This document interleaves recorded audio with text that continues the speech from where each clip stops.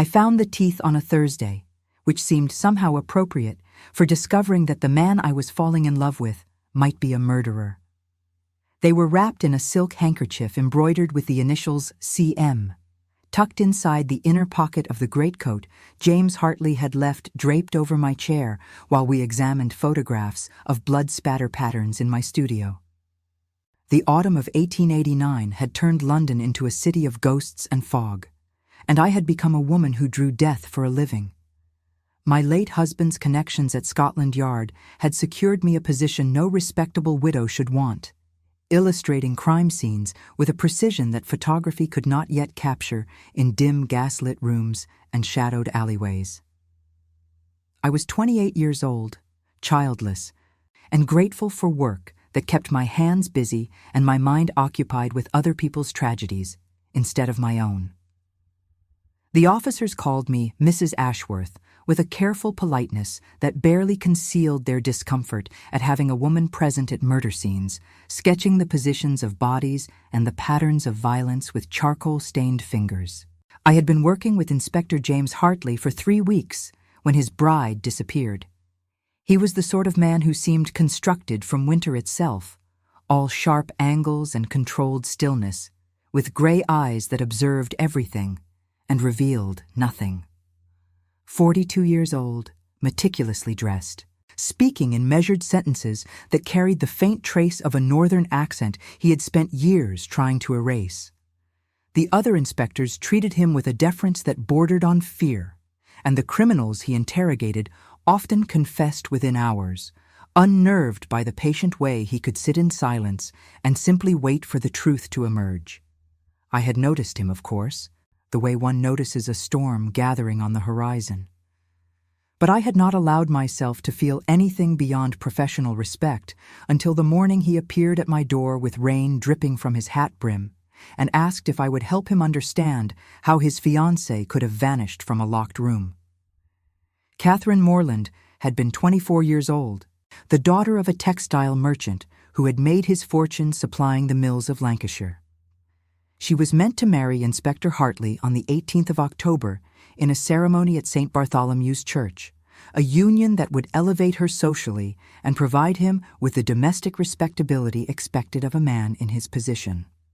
The wedding dress had been ordered from Paris, the invitations engraved on cream-colored cardstock, the breakfast reception planned down to the arrangement of hothouse roses on each table. On the night of October 16th, Catherine Morland retired to her bedroom in her father's Belgravia townhouse at 10:30, locked the door from the inside, as was her habit, and was never seen again. The maid discovered her absence the next morning when she brought up the breakfast tray and found the door still locked, the room empty, the bed slept in, but cold. The window was latched from within. There was no hidden passage, no loose floorboard, no rational explanation for how a young woman could simply cease to exist between the hours of darkness and dawn. What remained were the signs of struggle: an overturned chair, a broken perfume bottle, 3 long scratches on the wallpaper near the door as though she had clawed at it trying to escape, and a quantity of blood soaked into the carpet near the foot of the bed that suggested violence far beyond a mere accident.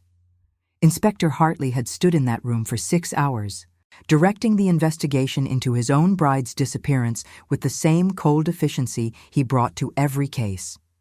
The newspapers had seized upon the story with gleeful horror. The Times called it the mystery of the vanishing bride. The Illustrated Police News published an artist's interpretation of Catherine's last moments that was both lurid and entirely speculative, showing her being dragged toward a mirror by phantom hands. I was summoned to the Morland house on the 3rd day after the disappearance to create a detailed illustration of the bedroom and its disturbances. Mr. Morland was a broken man who sat in his study with the curtains drawn, and the servants moved through the halls with the hushed, careful steps of people attending a funeral. Inspector Hartley met me in the entrance hall, and I saw immediately that something in him had shifted. The careful control was still there, the measured speech, the steady hands, but underneath I sensed something raw and barely contained, like a wound covered by clean white bandaging.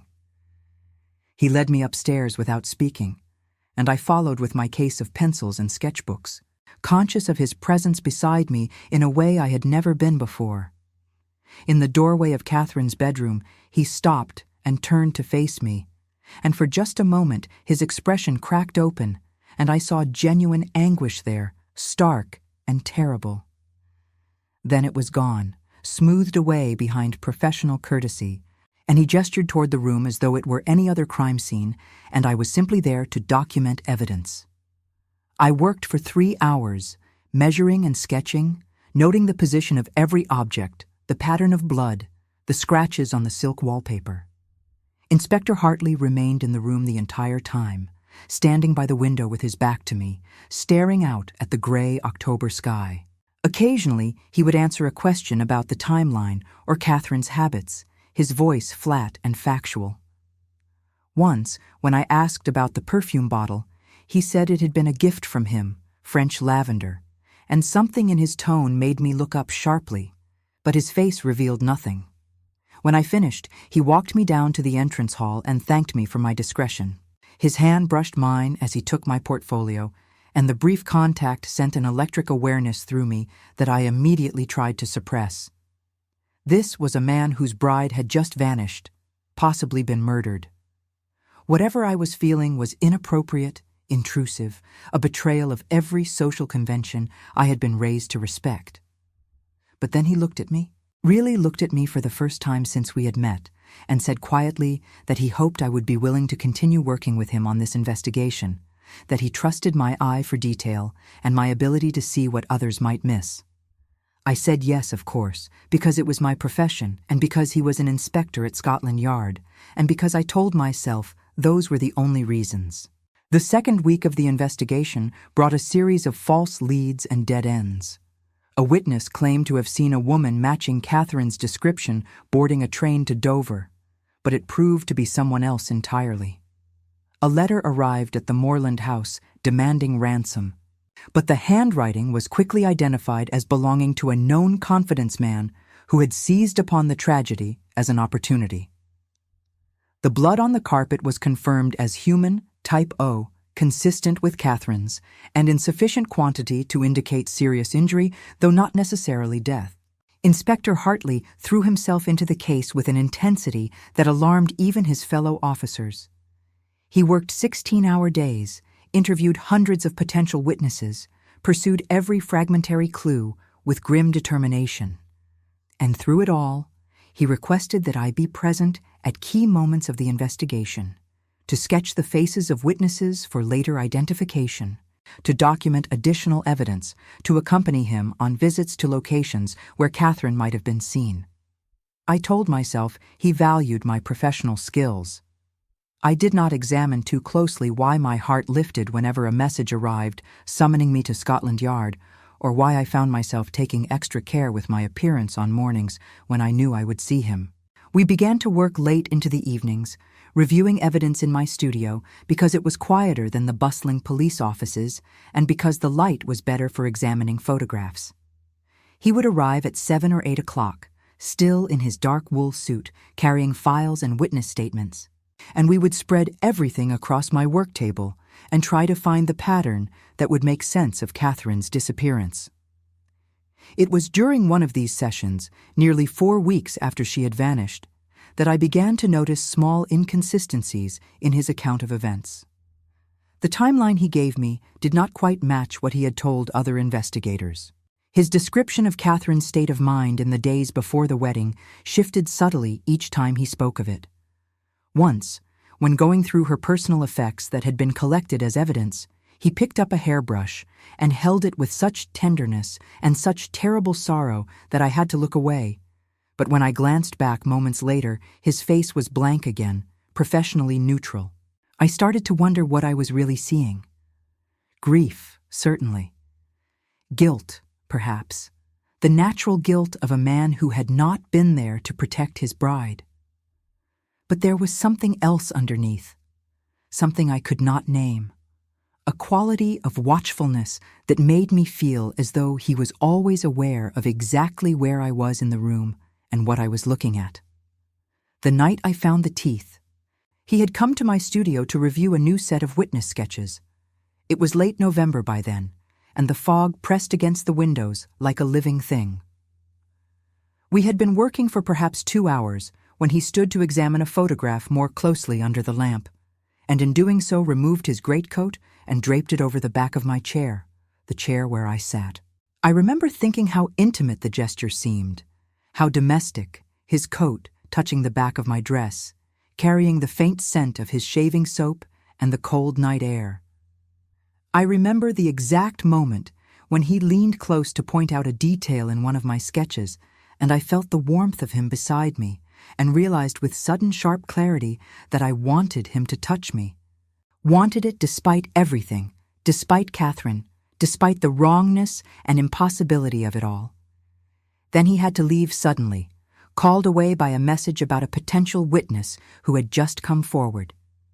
He apologized for the abrupt departure, said he would return for his coat in the morning, and was gone before I could offer to have it sent round to his rooms. I sat alone in my studio with his coat draped over my chair and told myself I would not touch it, would not give in to the shameful urge to press my face against the wool and breathe in the scent of him. I lasted perhaps 5 minutes before my resolve crumbled. That was when I felt the weight in the inner pocket, the small, heavy bundle that should not have been there. I told myself I was not prying, that I was simply hanging up his coat properly, but my hands were shaking as I reached into the pocket and drew out the silk handkerchief. It was a woman's handkerchief, fine white silk embroidered in one corner, with the initials CM in pale blue thread. The silk was stiff in places, stained with something dark that might have been blood. And wrapped inside, cushioned in the folds of fabric, were 3 human teeth. They were small, almost delicate, the teeth of a young woman.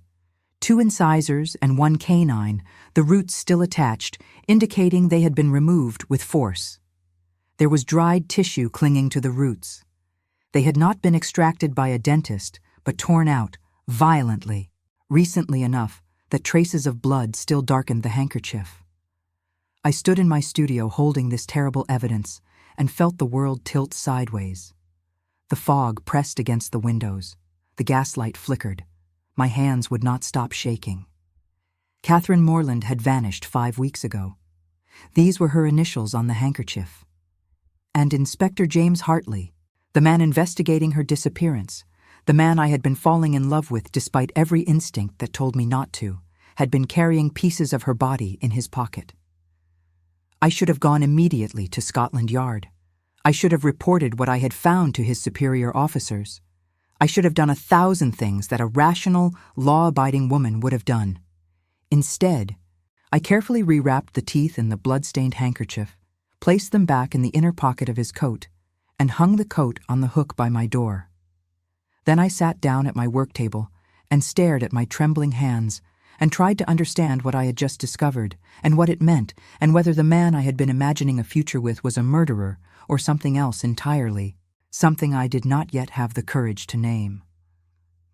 Outside, the fog swallowed the city street by street, and somewhere in the darkness, Inspector Hartley was pursuing a witness in the case of his vanished bride, and in my studio I sat surrounded by illustrations of death and violence and tried to convince myself that there must be an innocent explanation for what I had found.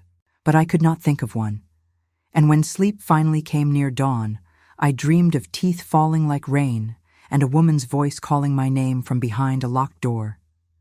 Inspector Hartley returned for his coat at 9:30 the following morning, and I was waiting for him with my decision made.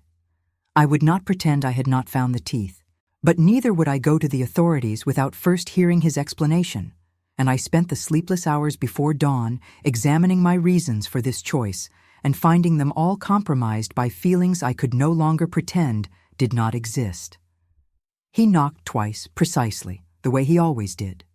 And when I opened the door, he stood on the threshold with rain darkening the shoulders of his jacket, and something careful in his expression that told me he knew, somehow he already knew, what I had discovered.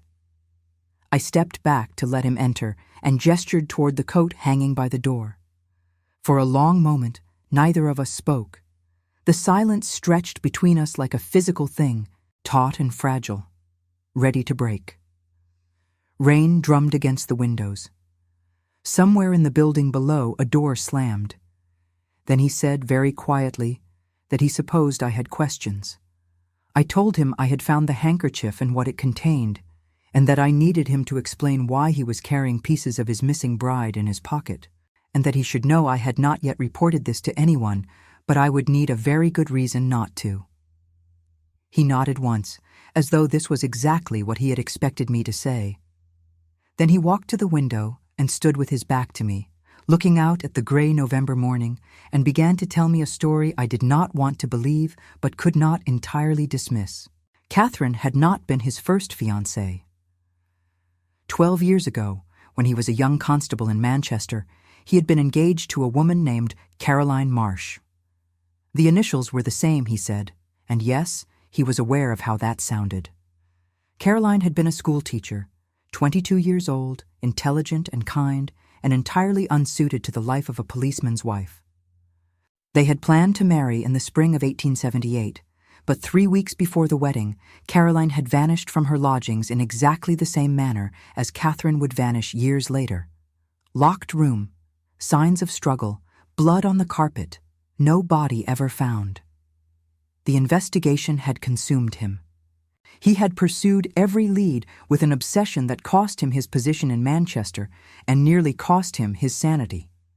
He had become convinced that Caroline had not simply disappeared, but had been taken, that somewhere in the city a man was collecting young women for purposes he could not bear to imagine. But there was never enough evidence, never a clear suspect, and eventually the case went cold and he was told to let it go and move on. He could not let it go. He transferred to London, worked his way up through the ranks with a single-minded determination that his colleagues found both admirable and unsettling. He studied every unsolved disappearance, every case of a woman who had vanished without explanation, looking for patterns, connections, anything that might lead him back to whoever had taken Caroline. And then, 2 years ago, he had attended a reception at the Moreland House in connection with a fraud investigation, and he had seen Catherine across the room and felt as though he were looking at Caroline's ghost. Not that they looked alike, he said carefully, but something about the way she moved, the way she smiled, had struck him with such force that he had been unable to look away. He had courted her methodically, the way he approached every investigation, and when he proposed, it was with the genuine intention of building a life with her. But underneath, he admitted now, there had always been a darker purpose. He had wondered if whoever took Caroline might be drawn to Catherine as well, might be watching him, waiting. He had thought perhaps he could use his engagement as bait, could finally draw out the predator he had been hunting for more than a decade. He had been right. Catherine had begun receiving notes in the weeks before the wedding, unsigned letters that spoke of love and possession and destiny. She had shown him several, laughing them off as the attentions of some harmless admirer.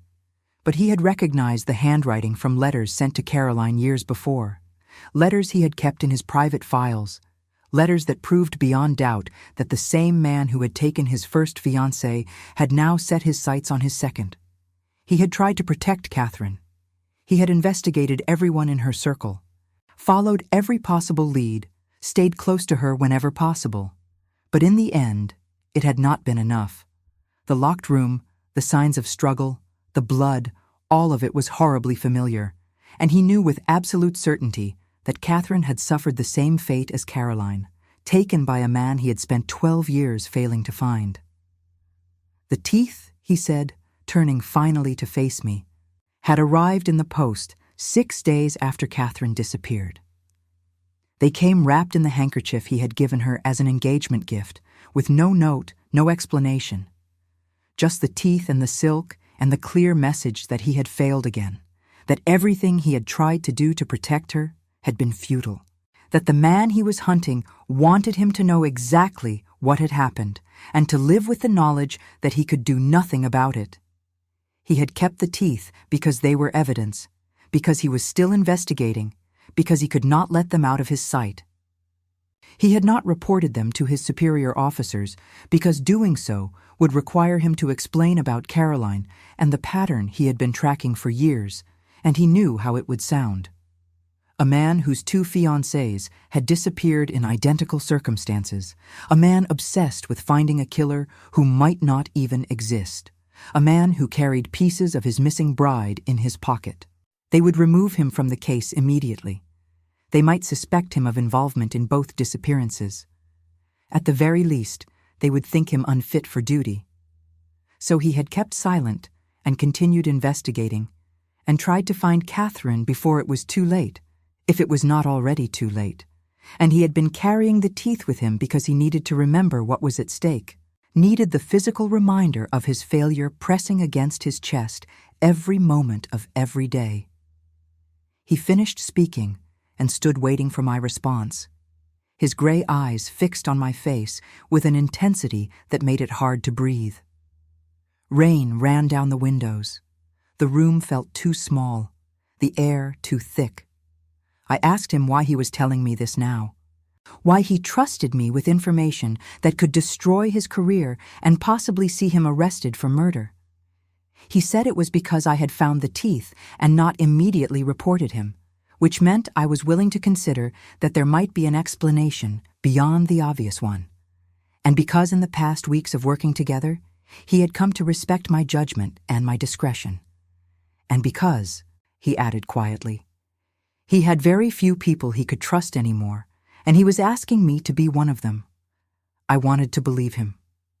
Standing there in my studio with the rain falling outside and his coat still hanging by the door and the memory of those 3 small teeth wrapped in blood-stained silk, I wanted desperately to believe that he was telling me the truth, that he was not a murderer but a man haunted by loss and driven by an impossible need for justice.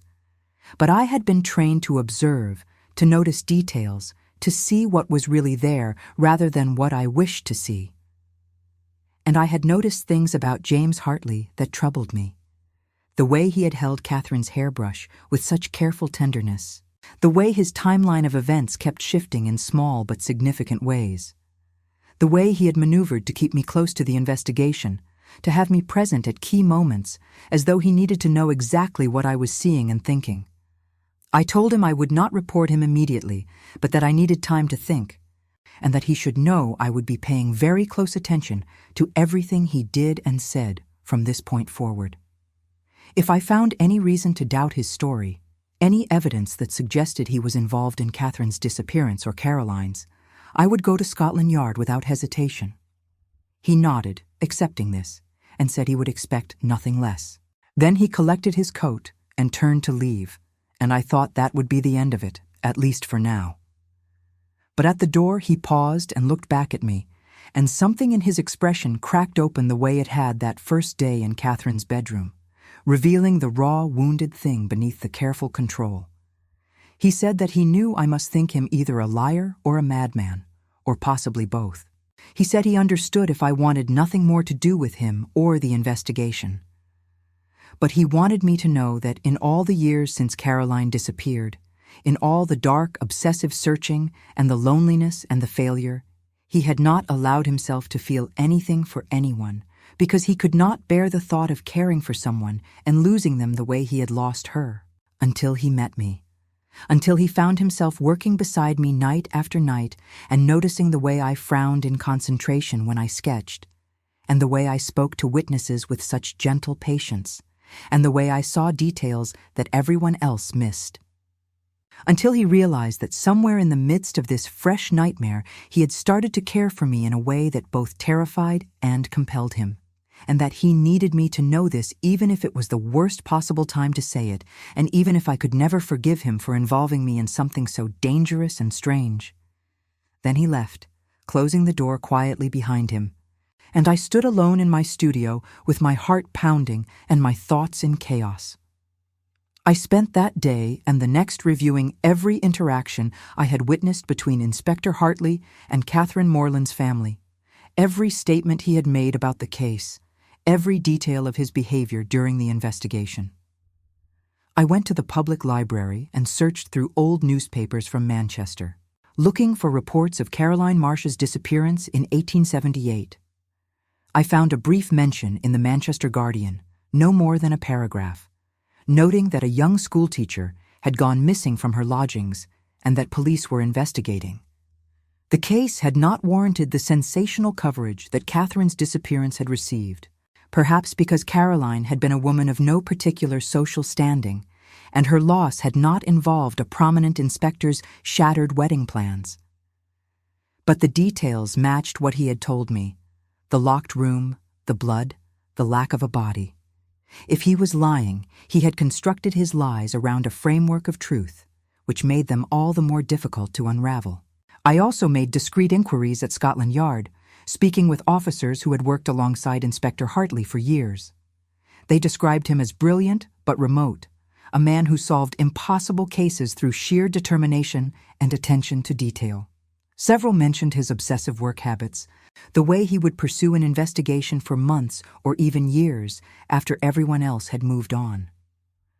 One older sergeant told me, with obvious reluctance, that there were rumors Hartley had never quite recovered from some tragedy in his past, that he had come to London running from something, though no one knew exactly what. None of this proved his innocence, but neither did it prove his guilt. On the third day after our conversation, a letter arrived at my studio. It was addressed in a hand I did not recognize, written on cheap paper with ink that had smudged in places. Inside was a single sheet with a message that made my blood run cold. The letter said that the artist who drew the dead should be careful not to join them. It said that some investigations were dangerous for women who asked too many questions. It said that Inspector Hartley was not the man I thought he was, and that if I was wise, I would stop working with him before I learned too much about what he was really hunting.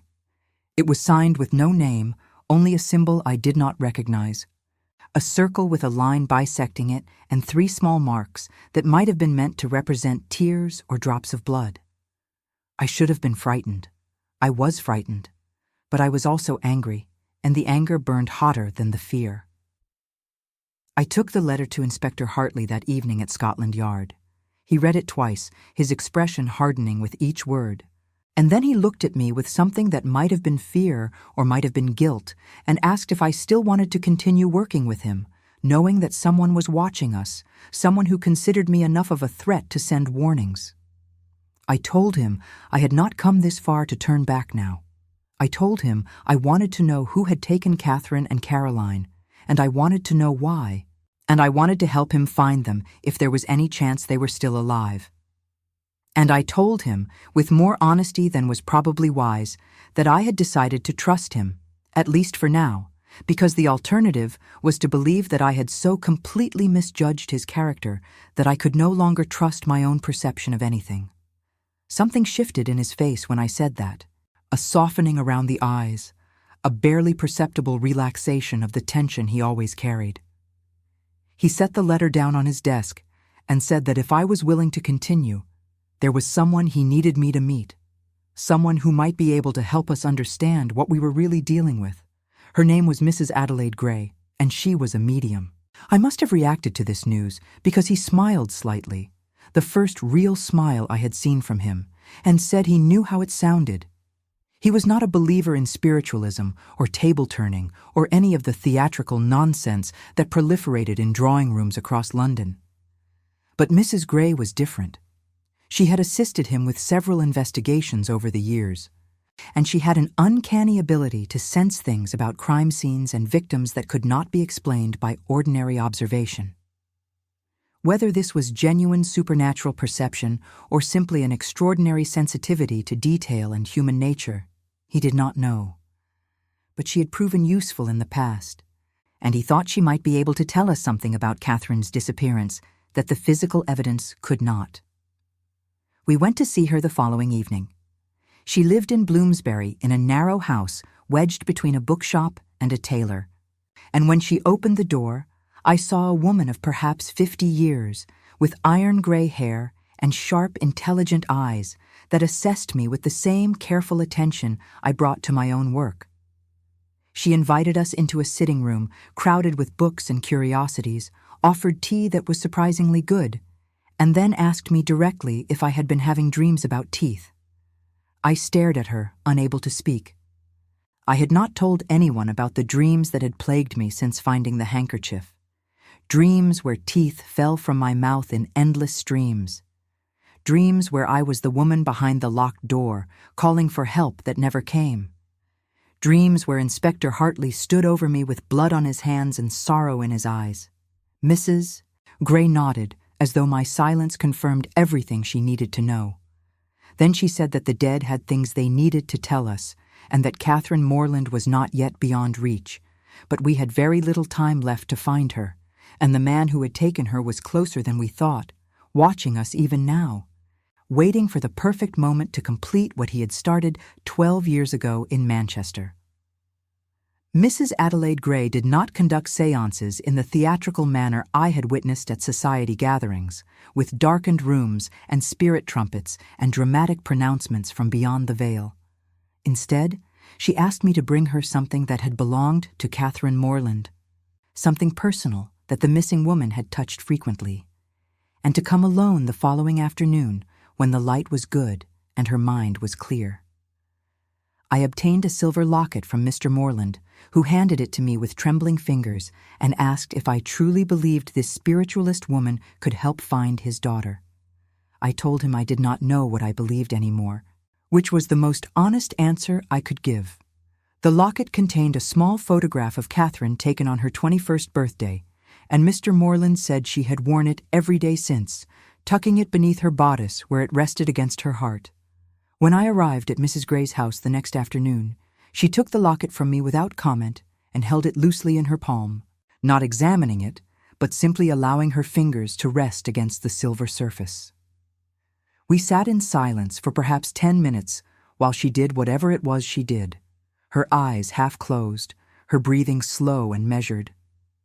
Then she opened her eyes and looked at me with an expression of profound sadness, and said that Catherine Morland had loved Inspector Hartley very much, but not in the way a woman loves a man she wishes to marry.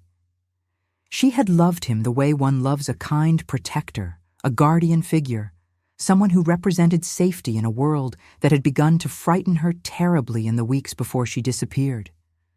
I asked what had frightened her, and Mrs. Gray said it was a man Catherine had met at a medical lecture her father had taken her to attend, a doctor or scientist of some kind who had shown particular interest in her and had begun appearing at places where she happened to be, always by seeming coincidence. Catherine had mentioned him to Inspector Hartley several times, but he had investigated and found nothing alarming in the man's background, nothing to suggest he posed any danger. The encounters had seemed innocent enough, the natural admiration of a gentleman for a beautiful young woman. But Catherine had sensed something wrong beneath the surface, some quality of attention that felt too intense, too knowing. She had confided to her diary, Mrs. Gray said, that she sometimes felt as though this man could see inside her mind, could read her thoughts, and that his interest in her had nothing to do with romance or desire, but rather with something clinical, as though she were a specimen he wished to study. The diary had not been found among Catherine's effects. Inspector Hartley and I had both noted its absence during our examination of her room, but we had assumed it had been destroyed or hidden by whoever had taken her. Now Mrs.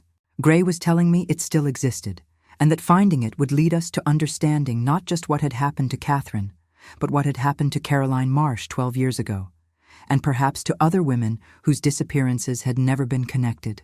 I asked how she knew all this from simply holding a locket, and Mrs. Gray smiled slightly and said that what people called spiritual perception was really just the ability to notice what others overlooked, combined with a willingness to trust intuition over logic. She could not tell me where the diary was, but she could tell me that Catherine had given it to someone for safekeeping in the days before her disappearance, someone she trusted absolutely, someone who would know what to do with it if anything happened to her. The only person who fit that description was Catherine's childhood friend and former governess, a woman named Miss Sarah Pemberton, who now worked as a teacher at a girls' school in Hampstead. I went there the next morning with Inspector Hartley, And we found Miss Pemberton in a classroom that smelled of chalk dust and lavender water, teaching arithmetic to 30 girls who watched us arrive with open curiosity. She dismissed her students for an early break and received us in the empty classroom with a wariness that suggested she knew exactly why we had come. She was perhaps 35 years old, plain-featured but with intelligent eyes and a directness of manner that I immediately respected. Before we could ask our questions, she pulled a leather-bound volume from her desk drawer and laid it on the scarred wooden surface between us. She said Catherine had brought her the diary 3 weeks before the wedding and asked her to keep it hidden, to give it to no one except the police if anything should happen to her. Miss Pemberton had been confused by the request, had tried to convince Catherine that she was simply suffering from pre-wedding nerves, but Catherine had been adamant. She had made Miss Pemberton promise, and Miss Pemberton had kept that promise even when the police interviewed her after the disappearance, because Inspector Hartley had not asked about a diary, and she had not known whether she could trust him with something Catherine had clearly wanted protected. But now, she said, looking directly at me, rather than at Hartley, she had read about me in the newspapers, about the woman artist who was helping with the investigation, and she had decided that if Catherine had trusted me enough to work so closely with the man she was meant to marry, then perhaps I was the person who should have the diary after all. She slid it across the desk toward me, and I felt the weight of it in my hands, felt the significance of what we were about to learn. Inspector Hartley and I read it together that evening in my studio, sitting side by side at my work table while the gaslight flickered and shadows gathered in the corners of the room. Catherine's handwriting was neat and careful, the entries matter-of-fact in tone until about 6 weeks before her disappearance, when something shifted and the words became increasingly agitated, increasingly afraid. She wrote about meeting a doctor, Edmund Blackwood, at a lecture on the nascent field of psychology at the Royal Society. He was, she recorded, perhaps 40 years old, elegant in dress and manner, with dark hair silvering at the temples and eyes of such a pale blue they seemed almost colorless. He had approached her during the reception following the lecture and engaged her in conversation about the speaker's theories regarding memory and consciousness, and she had been flattered by his attention and impressed by his evident intelligence. Over the following weeks, Dr. Blackwood had appeared with increasing frequency in her life. At the theater, at a gallery opening, at church, always greeting her with courteous surprise as though these meetings were pure chance. He sent her books on scientific subjects with passages marked for her attention. He asked thoughtful questions about her interests and opinions. He was never improper in his conduct, never said or did anything that could be considered objectionable. But Catherine had begun to feel hunted. She wrote that sometimes when Dr. Blackwood looked at her, she had the sense that he was seeing not Catherine Morland, but someone else, someone from his past, and that his interest in her had nothing to do with who she actually was. She mentioned telling Inspector Hartley about these encounters, and noted that he had made inquiries, but found Dr. Blackwood to be exactly what he claimed. A respected physician with a small private practice in Harley Street and an interest in the emerging field of mental sciences. The final entry in the diary was dated 2 days before her disappearance. Catherine wrote that Dr. Blackwood had called at the house that afternoon while her father was out and asked to speak with her privately. Against her better judgment, she had received him in the drawing room with the door open and a maid within calling distance. He had told her that he knew she was frightened of him and that she had been making inquiries about him through Inspector Hartley. He had said this gently, almost sadly, as though her fear disappointed him. Then he had told her something that had shaken her so deeply she could barely write the words. He had said he knew her, had known her before, though she could not remember. He said they had met 12 years ago when she was still just a girl, when her family had briefly lived in Manchester before her father's business brought them to London. He said she had been different then, called by a different name. But he had recognized her the moment he saw her at the lecture, recognized the soul within, even though the external form had changed. He said that what he had started with her in Manchester needed to be completed, and that she should not be afraid, because the process would give her access to memories and experiences beyond anything her limited consciousness could currently contain. Catherine had asked him to leave. He had gone without argument. But at the door, he had turned back and said he would see her again very soon, that the timing was nearly perfect, and that this time Inspector Hartley would not be able to prevent what needed to happen. The entry ended there. Catherine had drawn a heavy line beneath the final sentence, and below it she had written a single question. Was I once Caroline Marsh? I looked at Inspector Hartley, and in the lamplight his face had gone absolutely white. His hands were shaking. For a long moment he could not speak, and when he finally did, his voice was barely more than a whisper. He said it was impossible. He said Caroline Marsh had been 22 years old when she disappeared, and Catherine Morland was 24 now. And 12 years ago, Catherine would have been a child of 12, not a grown woman. The mathematics made no sense. The entire suggestion was madness. But even as he spoke, I could see him working through the implications, could see the terrible comprehension dawning. Catherine had written that Dr. Blackwood claimed she had been different then, called by a different name, that the external form had changed. What if he had not been speaking metaphorically? What if Dr. Blackwood's interest in the emerging sciences of the mind extended to experiments that pushed beyond the boundaries of accepted medical practice? I remembered the lecture Catherine had attended, the one where she first met Dr. Blackwood. It had been about memory and consciousness. I remembered the books he had sent her, the marked passages she had mentioned. I thought about the blood on the carpet in Catherine's room, the quantity of it suggesting serious injury, but not necessarily death. I thought about the teeth that had been sent to Inspector Hartley, removed with force, a message and a trophy. I asked him if he had a photograph of Caroline Marsh, something from before she disappeared. He did, he said. A small portrait she had given him when they became engaged. He kept it in his desk at Scotland Yard, locked away with the other evidence from her case that he had never been able to let go. We went there through the fog-dark streets, and he retrieved the photograph from its locked drawer and laid it on his desk under the lamp. And we looked at it together. Really looked. Comparing it in our minds to the photographs we had both studied so carefully of Catherine Morland. The faces were not identical. Caroline had been rounder-featured, softer somehow, with darker hair and different bone structure. But there was something in the eyes, something in the expression, that struck me with sudden force. A quality of gentle intelligence, a particular way of tilting her head slightly when the camera captured her. If I looked past the surface differences and focused only on what Mrs. Gray would call the soul of the person, I could almost see how someone might look at Catherine Morland and recognize Caroline Marsh. But it was impossible. People did not change their physical forms. Bodies aged and altered naturally. But a woman of 22 did not become a girl of 12. Death was the only transformation that made sense, and death did not allow for return. Unless, I said slowly, Dr. Blackwood had found a way to do something with memory and consciousness that went beyond anything medical science had yet achieved. Unless he had taken Caroline Marsh 12 years ago and done something to her that allowed him to transfer her memories, her essential self, into another body, a younger body, the body of a child who would grow up believing she was Catherine Morland and never knowing she had once been someone else entirely.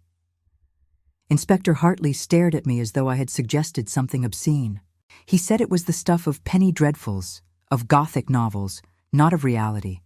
He said no doctor could possibly have the knowledge or skill to perform such an operation, even if it were theoretically possible. But he did not say I was wrong. And neither of us could explain any other way that Dr. Blackwood might have known things about Caroline Marsh that only someone intimately connected to her disappearance could know, or why Catherine Morland had been compelled to write that terrible question in her diary, or why the same man seemed to be hunting the same woman across a gap of 12 years. We sat in his office at Scotland Yard until nearly midnight, surrounded by case files and evidence, trying to construct a theory that made sense of the impossible. Inspector Hartley told me more about Caroline Marsh, about the woman she had been, and as he spoke, I heard echoes of the woman Catherine had revealed herself to be in her diary entries. The same kindness, the same thoughtful engagement with ideas, the same slight tendency toward self-doubt that made her question her own perceptions. I asked him what he remembered about the days before Caroline disappeared, and he said there had been a doctor she had consulted about headaches she had been experiencing, terrible migraines that left her disoriented and confused.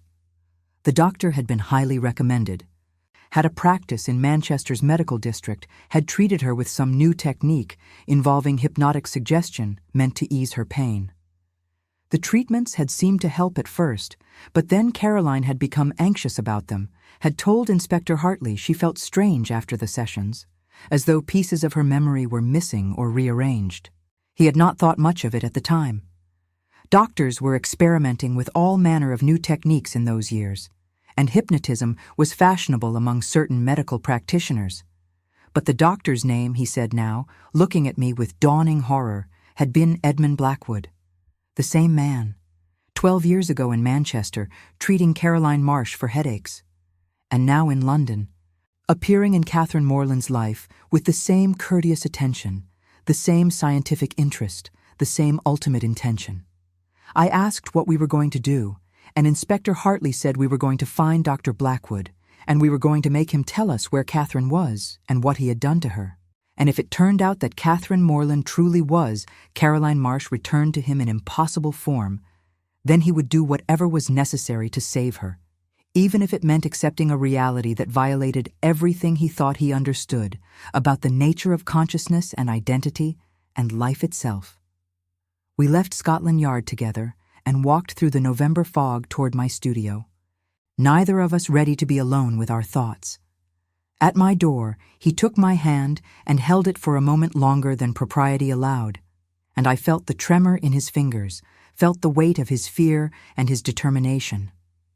He said that he had lost Caroline once through his own failure to protect her. He would not lose her again, whatever name she now wore, whatever form she now inhabited. And he said that he could not do this alone, that he needed me beside him, not just as an investigator, but as someone who had become essential to him in ways he was only beginning to understand, someone whose presence made him believe that even impossible things might be survived if faced together.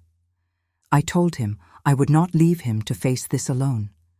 And then, because the night was dark and the truth was terrible, and I no longer saw any reason to pretend otherwise, I kissed him there on my doorstep, while the fog pressed close around us, and somewhere in the darkness, Dr. Edmund Blackwood was preparing to complete what he had started 12 years ago with a woman who had been taken apart and remade and was now in danger of being destroyed entirely.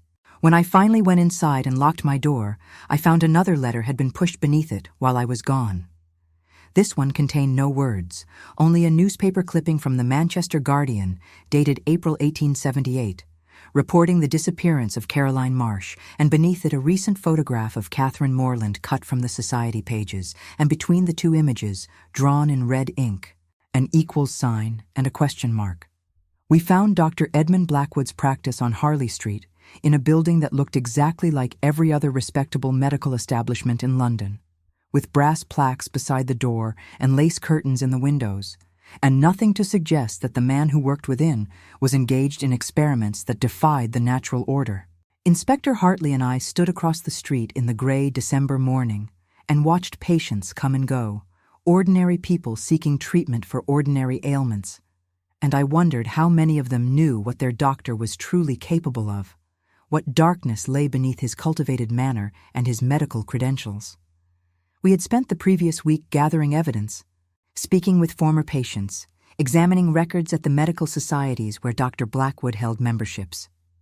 What we discovered was a portrait of a brilliant man consumed by an obsession with consciousness and memory, a doctor who had published respected papers on the treatment of hysteria and traumatic amnesia, but whose private research pushed far beyond the boundaries of ethical medicine into territory that most of his colleagues would consider not just dangerous, but impossible.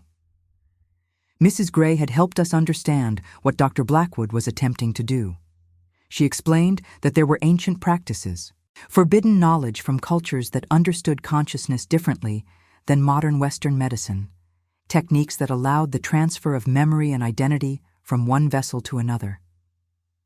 The body, she said, was merely a container. The essential self, the soul if you wish to call it that, was something separable, something that could be moved under the right circumstances with the right combination of medical intervention and spiritual practice. Dr. Blackwood had apparently discovered these techniques and refined them, combining ancient wisdom with modern surgical and chemical methods to create a process by which he could extract a person's consciousness and implant it into another body. The original body would be left empty, a shell without identity or memory, while the transplanted consciousness would slowly awaken in its new form, usually with no recollection of the transfer itself, believing it had always inhabited this flesh. But the process was imperfect. Sometimes fragments of the original consciousness remained, creating confusion and divided identity. Sometimes the transplanted memories would begin to surface spontaneously, causing the terrible headaches and disorientation that Caroline Marsh had experienced in the weeks before her disappearance. And sometimes the transfer simply failed, leaving both bodies damaged beyond repair. I asked Mrs. Gray why anyone would attempt such a thing, what possible purpose it could serve, and she said that for some people, the fear of death was so overwhelming that they would pursue immortality through any means available, no matter how unnatural or unethical. Dr. Blackwood, she believed, was perfecting his technique with the ultimate goal of using it on himself, of escaping the limitations of his aging body by transferring his consciousness into a younger, healthier form. But he needed to practice first. He needed subjects, and he needed to document what worked and what did not, to refine his methods through trial and error, which meant he needed young women whose disappearances would cause minimal investigation, women without powerful families or social connections, women who could vanish without the full weight of the law descending upon their absence. Caroline Marsh had been his first attempt at a complete transfer. He had spent weeks preparing her through hypnotic sessions, mapping her consciousness, learning the patterns of her memory and personality. Then he had taken her, performed his terrible procedure, and placed her consciousness into the body of a young girl who had been dying of some illness her impoverished parents could not afford to treat. The girl's family had been told their daughter had experienced a miraculous recovery. They had never known that the child who woke up was no longer truly their daughter, but rather a 22-year-old woman's consciousness trapped in a 12-year-old body, with no memory of who she had been or what had been done to her. That child had been adopted shortly after by Mr. Morland, whose first wife had recently died and who wanted a daughter to ease his grief. The adoption had been arranged through a charitable society that Dr. Blackwood had connections with. The child had been given the name Catherine Morland, had grown up believing that was who she had always been, and 12 years later had emerged into young adulthood as a woman who was, in every way that mattered, Caroline Marsh reborn. But the transfer had not been perfect. As Catherine matured, fragments of Caroline's original memories had begun to surface, manifesting as dreams and feelings of déjà vu, moments when she would look at Inspector Hartley and feel an inexplicable sense of recognition and longing. Dr. Blackwood had been watching, waiting to see if the consciousness would fully integrate or if the original personality would begin to reassert itself. When Catherine became engaged to Inspector Hartley, the same man Caroline Marsh had been engaged to, Dr. Blackwood had realized that some deep unconscious recognition had drawn them together again. This confirmed his theory that consciousness carried memory at a level deeper than the brain itself, that the essential self knew its own past even when the mind could not access it. It was exactly the data he needed for his next experiment. So he had approached Catherine, had triggered her buried memories deliberately, had forced her to confront the impossible truth of who she really was. And then, when she was sufficiently destabilized and confused, he had taken her just as he had taken the original Caroline, and he was now in the process of attempting a second transfer, placing Catherine's consciousness, which was really Caroline's consciousness, into yet another body, testing whether he could move the same identity successfully from form to form to form. If he succeeded, it would prove his theory completely. It would mean he had discovered the key to practical immortality.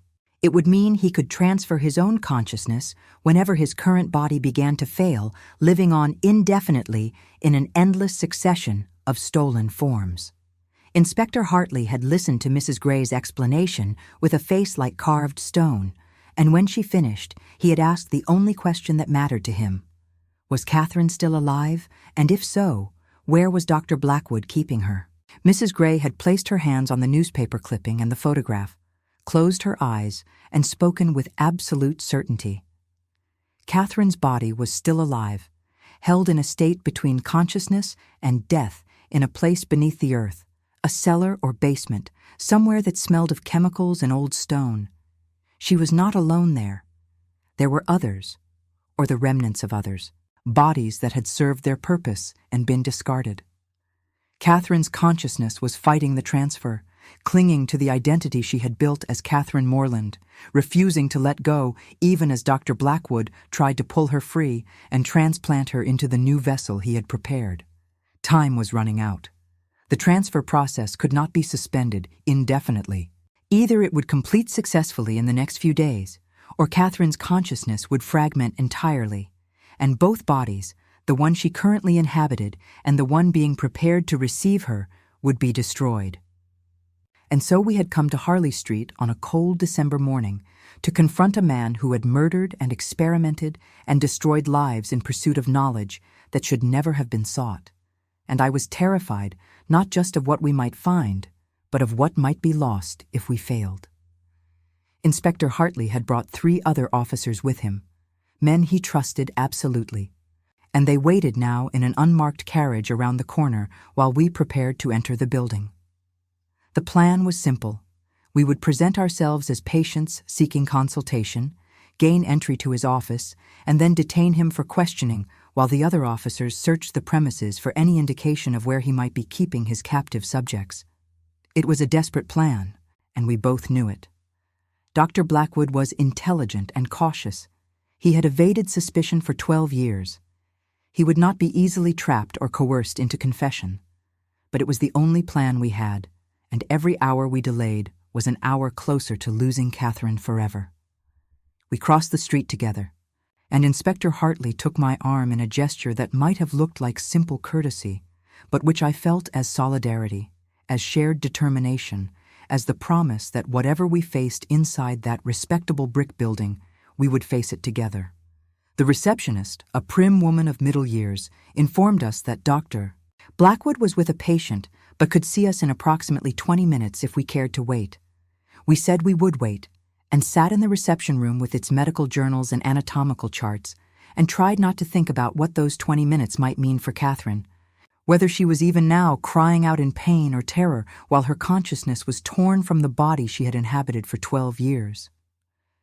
When we were finally shown into Dr. Blackwood's consultation room, I saw immediately that he had been expecting us. He stood beside his desk with an expression of calm interest, as though we were simply colleagues come to discuss an interesting case rather than investigators who had uncovered his crimes. He was exactly as Catherine had described him in her diary: elegant, intelligent, with those unsettling pale blue eyes that seemed to see through surface appearances into something deeper. He greeted Inspector Hartley by name, with no pretense of surprise, and then turned to me and said he had been hoping I would come as well, that he had been following my work with considerable interest, and had always meant to engage me in conversation about the intersection of art and observation, about how we see and what that reveals about the nature of consciousness itself. Inspector Hartley told him we knew what he had done to Caroline Marsh and what he was doing to Catherine Morland. He said we had evidence of his experiments and witnesses who could testify to his unethical practices. He said that Dr. Blackwood could either tell us immediately where Catherine was being held or be arrested and face formal charges that would see him hanged for murder. Dr. Blackwood listened with polite attention, and when Inspector Hartley finished speaking, he smiled slightly and said that murder was rather a crude term for what he had accomplished. The women whose bodies had been used in his experiments had not truly died. They had been transformed, elevated, given the opportunity to participate in research that would ultimately benefit all of humanity. Their individual identities might have been lost, but their physical forms had served a greater purpose. As for Catherine, he said, she was entirely safe and in no immediate danger. The transfer was proceeding exactly as planned. Within another day or two, her consciousness would complete its migration into the new vessel, and she would wake up as someone else entirely, with no memory of having been Catherine Morland or Caroline Marsh, a blank slate ready to build a third identity, and through her he would have proof that consciousness could be successfully moved multiple times without degradation. I asked him how he could speak of this as though it were a triumph rather than a horror, how he could destroy women's lives and identities and call it research, how he could look at us without guilt or shame. He turned those pale eyes on me and said that guilt and shame were emotions for people who had not truly understood the nature of existence. The body was temporary, finite, subject to decay and death. But consciousness, the essential self, was potentially eternal if one knew how to preserve and transfer it. What he was doing would eventually make death itself obsolete. Every person who died before his technique was perfected was a waste of consciousness, a tragedy that could have been prevented. He was trying to save humanity from its greatest enemy, and if a few individuals had to be sacrificed to achieve that goal, it was a price he was more than willing to pay. Inspector Hartley said that Caroline Marsh had not been a sacrifice, but a woman he had loved, a woman who had trusted Dr. Blackwood to help her with her headaches and had been betrayed in the most profound way possible. He said that Catherine Morland was not a research subject, but a person with her own identity and agency and the right to exist in the body she had grown up in. He said that Dr. Blackwood was not a visionary but a murderer, and that his experiments would end today, and that he would tell us where Catherine was being held or be forced to do so through less pleasant means. Dr. Blackwood regarded him with something that might have been pity and said that of course he understood Inspector Hartley's emotional attachment to the woman who had been both Caroline and Catherine. It was touching, really, that the same man had fallen in love twice with the same consciousness in different forms. It proved his theory about the persistence of identity across physical transformations. But emotional attachment was precisely what made most people unable to see the larger implications of his work. Then he reached for something on his desk, and Inspector Hartley moved faster than I had ever seen him move, crossing the room in 2 strides and seizing Dr. Blackwood's wrist before he could grasp whatever he had been reaching for. A struggle ensued, brief and violent, ending with Dr. Blackwood pinned against his desk and Inspector Hartley shouting for the other officers who came running from their positions outside. What Dr. Blackwood had been reaching for was a syringe filled with a clear liquid, and when I examined it carefully, I saw that it was labeled with the same chemical compounds Mrs. Gray had told us Dr. Blackwood used in his transfer procedure. He had been planning to inject one or both of us, to render us unconscious and add us to his collection of subjects, to continue his experiments with new vessels. He was placed under arrest and taken to Scotland Yard, and while he was being transported, I searched his office with methodical care, looking for any indication of where he might be keeping Catherine. In a locked drawer, I found detailed notes on his current experiment, including an address in Whitechapel, a basement beneath an abandoned chemist's shop where he maintained what he called his transfer chamber. We went there immediately, Inspector Hartley and I and 6 other officers, through the narrow streets where poverty and desperation had worn away at respectability until only survival remained. The chemist's shop was exactly as the notes described, empty and shuttered, with boards over the windows and a door that yielded to force. The basement was reached through a trapdoor behind the counter, down steep stairs into darkness that smelled of chemicals and something else, something organic and wrong. Inspector Hartley went first with a lantern, and I followed close behind, and what we found in that underground room would haunt my dreams for the rest of my life. There were 3 operating tables, and on 2 of them were bodies, One was Catherine Morland, unconscious but breathing, with electrodes attached to her skull and tubes running to glass vessels filled with fluid. The other was a young woman I did not recognize, perhaps 16 or 17 years old, similarly connected to Dr. Blackwood's apparatus, her face slack and empty, as though no one lived behind her eyes. Catherine was dying. I could see it in the gray pallor of her skin, in the shallow, rapid breathing, in the way her eyelids fluttered as though she were fighting to wake up, but could not quite break through.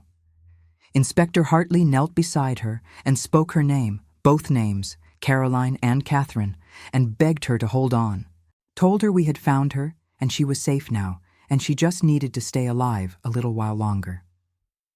I began carefully disconnecting the electrodes and tubes, working from the notes I had found in Dr. Blackwood's office, trying to reverse what he had done without causing further damage. The other officers had gone to fetch a doctor and an ambulance, but I knew we did not have time to wait. Whatever process Dr. Blackwood had started was reaching its conclusion, and if we did not stop it soon, there would be nothing left of Catherine to save. The young woman on the other table suddenly gasped and opened her eyes, and I saw with horror that they were Catherine's eyes, Catherine's expression of confusion and fear looking out from a stranger's face. The transfer was completing even as we tried to stop it.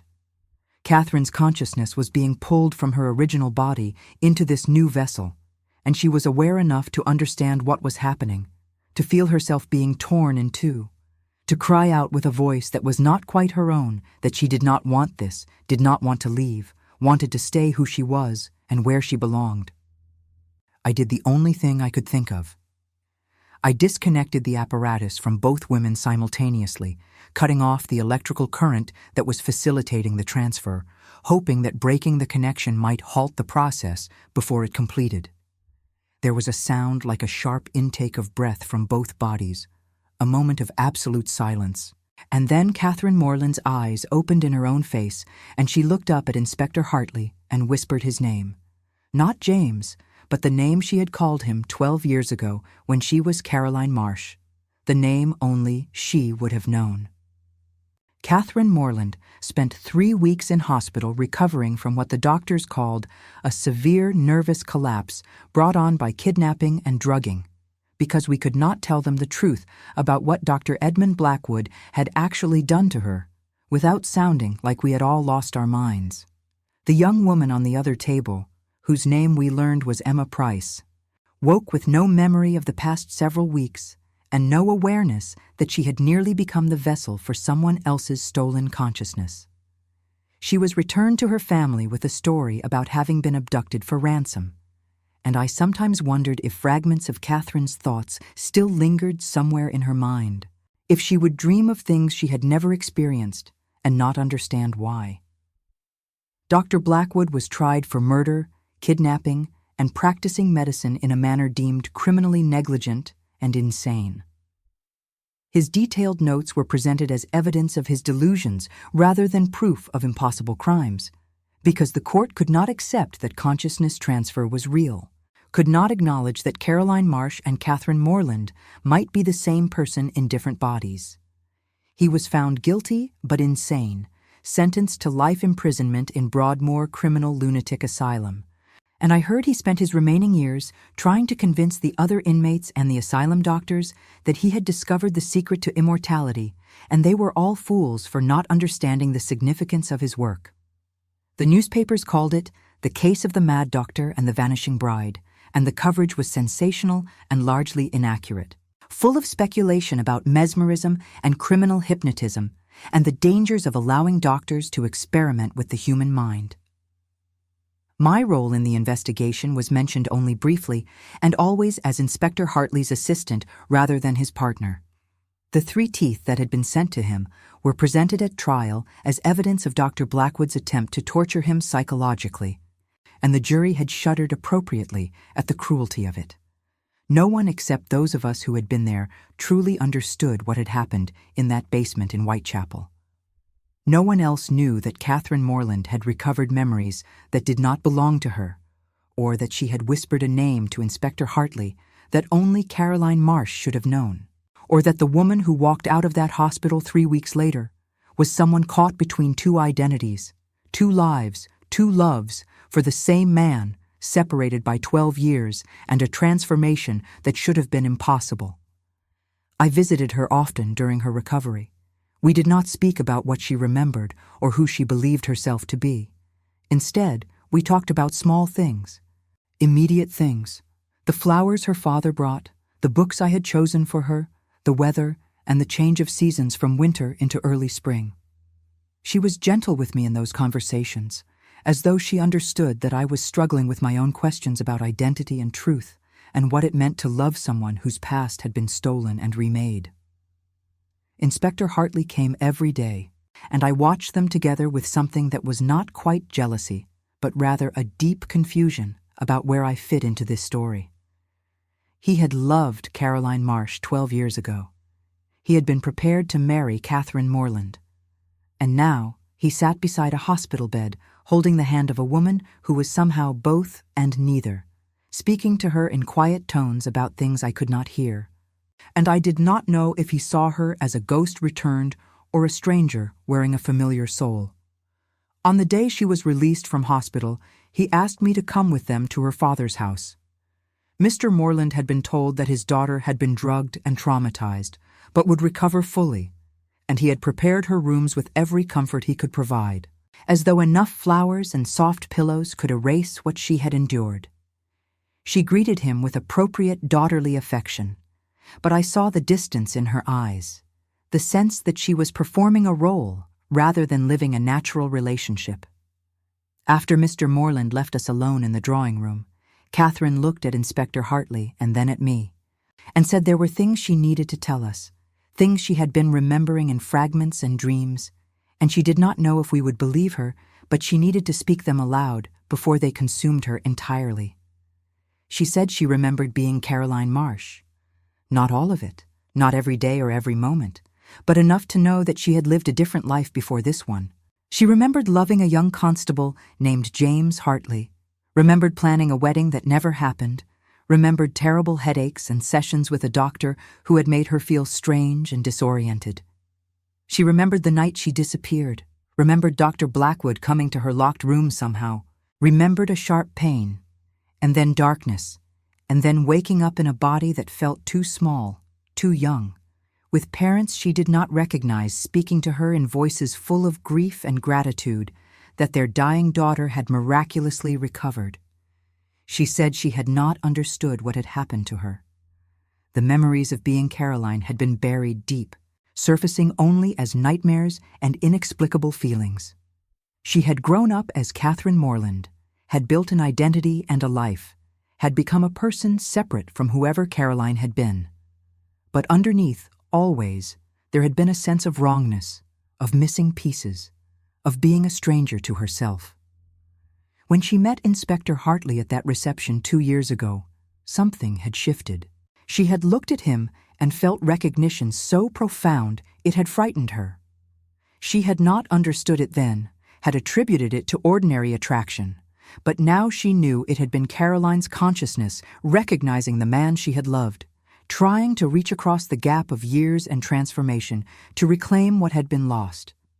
She had agreed to marry him partly because of that recognition, that inexplicable pull, but also because Catherine Morland, the identity she had built and inhabited, had genuinely cared for him. She had thought he would keep her safe.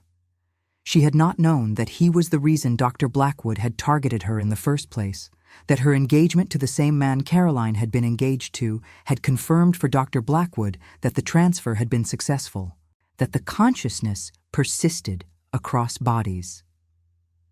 Now she was caught between two identities, two sets of memories, two versions of herself that could not be reconciled into a single, coherent whole. She did not know if she was Caroline or Catherine or someone entirely new, born from the collision of the two. She did not know what she wanted or who she loved or how to move forward when her own past was a fractured landscape of truth and invention. She asked Inspector Hartley if he loved her because she was Catherine or because she was Caroline, if he could separate the two, or if it even mattered. She asked me if I hated her for being the woman he had loved first, for having a claim on his heart that predated my own feelings, for being an impossible rival who existed both in the present and the past. Inspector Hartley was quiet for a long time. Then he said that he had loved Caroline Marsh 12 years ago with the uncomplicated devotion of a young man who had not yet learned how much the world could take from you. He had been prepared to marry Catherine Morland with genuine affection and respect. But the woman he loved now, truly loved in a way that encompassed both past and present, was whoever she chose to be going forward, whatever name she claimed, whatever identity she built from the fragments she had been left with. He said that losing Caroline had nearly destroyed him, and that finding her again in Catherine's form had felt like a miracle he did not deserve. But he also knew that she was not simply Caroline returned, that 12 years of living as Catherine Morland had created a real person with real experiences and real agency. He could not ask her to be only Caroline, to erase the life she had lived as Catherine, but neither could he pretend that the Caroline part of her did not exist, that those memories and that love were not real and valid and deserving of acknowledgement. He said he loved all of her, every contradictory, complicated piece, and if she could find a way to love him back despite everything he had failed to prevent and protect her from, then he would spend the rest of his life making sure she never had to fear being taken or transformed or lost again. Then he turned to me, and I saw in his face the same conflict I had been struggling with, the same impossible tangle of past and present feeling. He said that he had not expected to fall in love with me while searching for his missing bride, had not anticipated that the woman helping him investigate Catherine's disappearance would become essential to him in ways he could not fully articulate.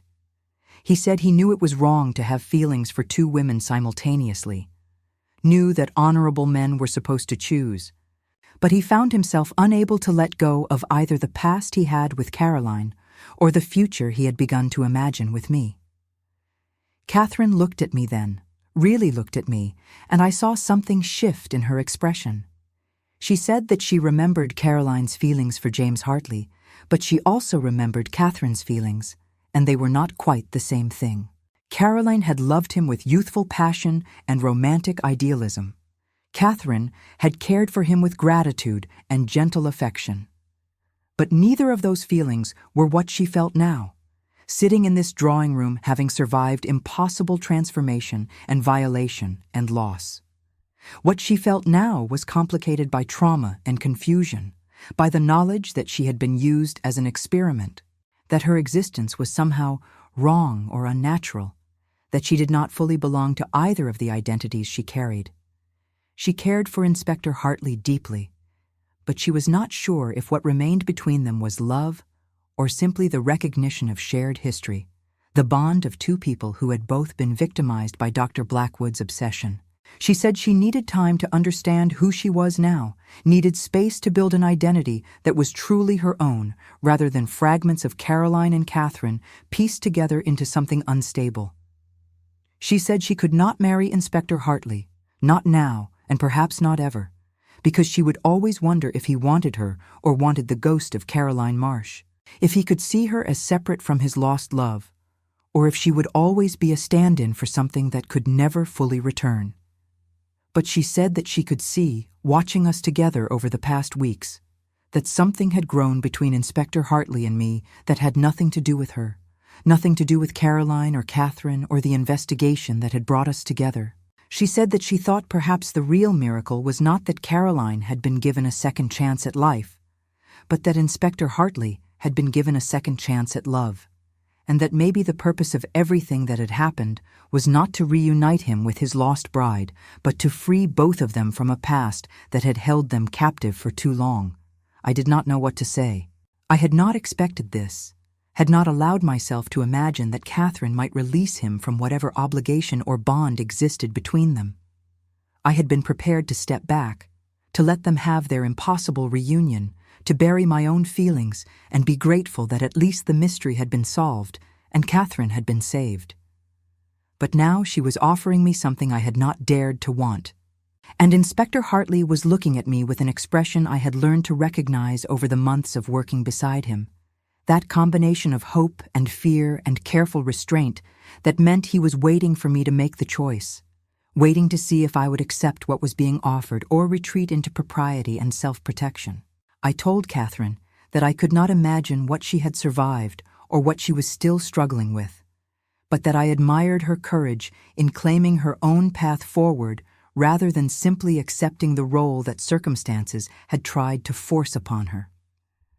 I told Inspector Hartley that I had not expected to fall in love with a man while helping him search for his missing bride, but that I had, completely and inconveniently, and that if he was willing to build something new rather than trying to resurrect something lost, then I was willing to try. Catherine smiled then, the first genuine smile I had seen from her since she woke up in that basement, and said she thought we would be good for each other, that we both understood the cost of investigation and the weight of witnessing tragedy, and that we both knew how to see what was really there rather than what we wished to see. She said that she hoped we would not forget her in our future happiness, that she would need friends who understood what she had been through, who knew the impossible truth of her existence. I promised we would not forget her, and I promised myself that I would help her find whatever life she could build from the fragments she had been left with, whatever identity she chose to claim. Mr. Morland entered then with tea and little cakes arranged on his best china, and we spoke of ordinary things, plans for Catherine's continued recovery, books she might enjoy, whether she would like to travel somewhere quiet to recuperate. The conversation was careful and gentle, a deliberate turning away from darkness toward whatever light we could find.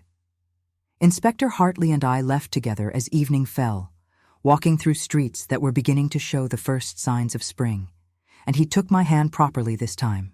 Not the careful professional touch he had maintained throughout the investigation, but the clasp of someone who had made a decision and intended to act on it.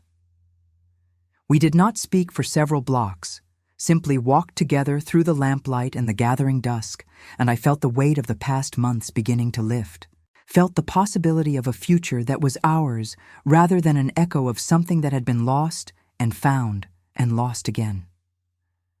3 months later, in June when the city was warm and the river sparkled in the sunlight, Inspector Hartley and I were married in a small ceremony at a church near my studio. Catherine attended with her father, wearing a dress the color of spring leaves, and she stood as my witness because I had asked her and she had said yes. Mrs. Gray was there as well, and several officers from Scotland Yard, and Miss Sarah Pemberton, who had kept Catherine's diary safe, and who had become a friend to all of us in the aftermath of the investigation. It was not the wedding Inspector Hartley had planned with Caroline Marsh 12 years ago, or the wedding he had been meant to have with Catherine Morland. It was something entirely different, something built on truth and choice, and the hard-won understanding that comes from surviving impossible circumstances together. We spoke our vows with full knowledge of what we had been through, and what we had lost, and what we had found. And when he kissed me, I tasted not just the present moment, but the promise of all the years ahead, years we would fill with work and investigation and the small domestic joys we had both learned not to take for granted. Catherine chose to keep the name Catherine Morland rather than reclaiming Caroline Marsh, because she said Catherine was the identity she had lived longest and learned most thoroughly, and because she wanted to move forward rather than backward. She remained in London, living with her father, and eventually taking up work as an advocate for women who had suffered medical abuse and violation, using her impossible experience to help others who had been victimized by doctors who saw patients as experiments rather than people. She never married. I think the experience of being transformed against her will, of having her consciousness moved from body to body like furniture being rearranged, had made her deeply protective of her autonomy and suspicious of any relationship that might compromise it. But she seemed content, or at least as content as someone could be who carried 2 lifetimes of memory in a single body. She visited us often, and I painted her portrait once, trying to capture not just what she looked like, but who she was, the complicated layered person she had become. The portrait hangs in our sitting room now, and sometimes I catch Inspector Hartley looking at it with an expression I cannot quite read. He says he sees in it all three women, Caroline Marsh, Catherine Morland, and whoever she became after surviving Dr. Blackwood's experiments. He says it reminds him that identity is not fixed, that we are all constantly being made and remade by our experiences, and that the woman I painted is proof that even when someone tries to destroy who you are, you can find a way to become someone new, someone stronger, someone who carries the past without being imprisoned by it. I continued my work as a forensic illustrator for several more years, documenting crime scenes and drawing the faces of victims and witnesses, using my skills to help bring justice and truth to light. Inspector Hartley and I worked together on many investigations, and we developed a reputation as a formidable partnership. The detective who could read evidence with uncanny precision, and the artist who could see what others missed. We did not forget what we had learned about the fragility of identity and the dangers of medical experimentation unconstrained by ethics or compassion. And we brought that knowledge to every case we worked. Dr. Edmund Blackwood died in Broadmoor Asylum 5 years after his conviction, still insisting that he had discovered something revolutionary, still convinced that history would vindicate his research. His notes and equipment were destroyed by court order, and I was glad they could not fall into the hands of anyone else who might be tempted to follow his path into darkness. The teeth that had been sent to Inspector Hartley were eventually buried in an unmarked grave, because we did not know if they had come from Caroline's original body or from some other victim, and it seemed wrong to keep them as evidence when the case was closed. On the anniversary of Caroline Marsh's disappearance, Inspector Hartley and I visit that grave together and leave flowers, acknowledging the woman who was lost and the woman who was found and the impossible connection between them. Sometimes I still dream about that basement in Whitechapel, about the two bodies on operating tables and the apparatus that could steal consciousness and transplant it like a surgeon moving organs. In those dreams, I am both observer and subject, both the woman drawing what she sees and the woman being transformed against her will. I wake gasping, reaching for my husband in the darkness, needing the solid reality of his presence to remind me that I am still myself, still Eleanor Ashworth who became Eleanor Hartley, still the woman who chose this life rather than having it chosen for her. He holds me when the dreams come and speaks quietly about ordinary things until my breathing steadies and the terror recedes. He understands nightmares, understands the weight of surviving something that changed you fundamentally. We both carry scars from those months of investigation, from confronting questions about identity and consciousness that most people never have to face. But we carry them together, and that makes all the difference. Catherine sends us letters occasionally, filled with observations about the cases she is working on, and the women she is helping, and the strange doubled life she leads, always aware of being two people in one body, always negotiating between Caroline's memories and Catherine's experiences. She writes that she has found a kind of peace in accepting the impossibility of her existence, that she no longer tries to reconcile the contradictions, but simply lives within them, claiming both histories as her own and neither as definitive. In her last letter, she told us she had begun writing a memoir, though she knew it could never be published because no one would believe it was anything but Gothic fantasy. She said she was writing it for herself, to make sense of everything that had happened, to document the truth even if the truth was stranger than any fiction. She asked if we would read it when she finished, if we would tell her whether she had captured accurately the horror and the redemption, the loss and the unexpected grace of being unmade and remade and somehow, impossibly, surviving. I wrote back and said yes. Of course we would read it, and that I thought there was courage in documenting what had been done to her even if the world would never fully understand. I told her that her existence, impossible as it was, had taught me something important about the nature of identity and resilience. She was living proof that the essential self could survive even the most profound violation, that consciousness persisted through transformation, that we were more than just the bodies we inhabited or the names we were given. and I told her that she would always have a place in our home and our hearts, that we considered her family in a way that transcended the usual definitions, bound together by having witnessed and survived something that existed at the very edge of what was possible. The fog still rolls through London on autumn evenings, thick and gray and full of secrets. The city continues its endless cycle of crime and investigation, tragedy and justice, loss and recovery.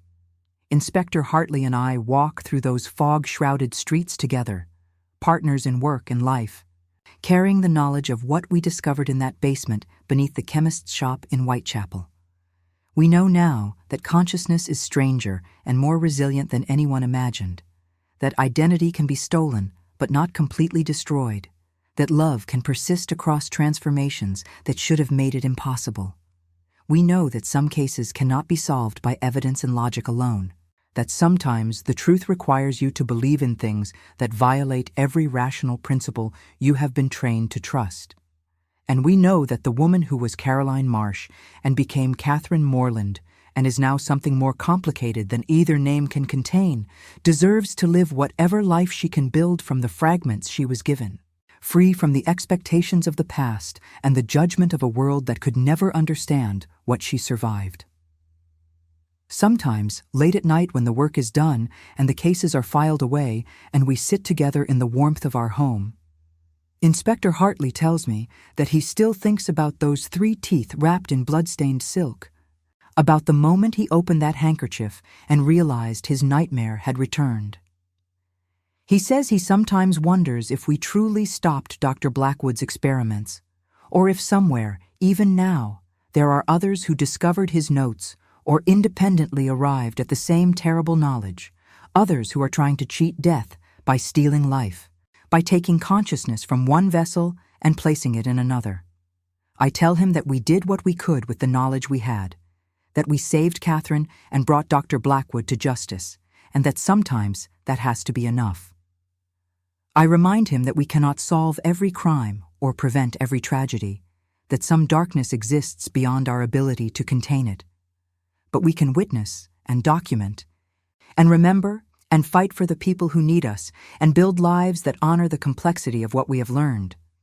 And when he cannot sleep for thinking about lost women and stolen identities and the fragility of the self, I hold him the way he holds me when my nightmares come, and we weather the darkness together, 2 people who found love in the midst of investigating impossible crimes, 2 people who chose each other fully, knowing the weight each carried, 2 people determined to build something good from the knowledge of how terrible the world can be. Outside our window, London continues its endless existence, a city of fog and gaslight and secrets. Somewhere in that city, Catherine Morland lives her impossible doubled life, carrying memories that span 2 identities and 24 years compressed into 12.